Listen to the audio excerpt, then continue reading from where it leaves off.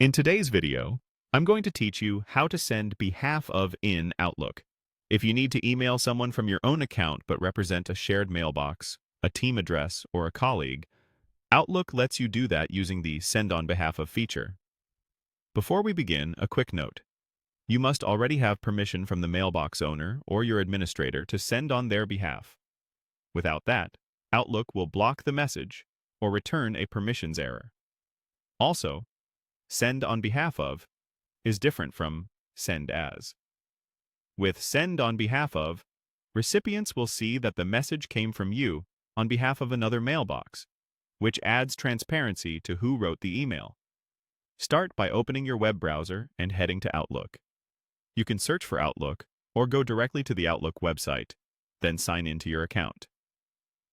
Once you're in your inbox, open a new message by selecting New Mail. This brings up the Compose window with your standard fields.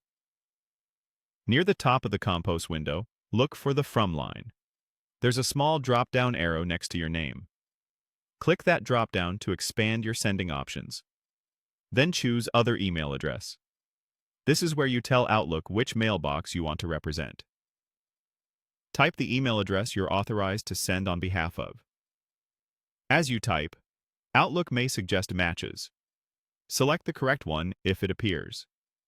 If not, finish typing the full address and confirm. That sets your From line to the mailbox you're representing, while still showing that you're sending on its behalf. Next, move to the To field and enter your recipient's email address. You can also add CC or BCC if you need to loop others in. Add a clear subject so the purpose of the message is obvious. Then write your email in the message body.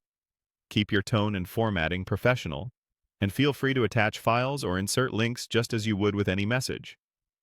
Because you're sending on behalf of another mailbox, consider adding a short line in the message that clarifies your role if your organization prefers that level of context.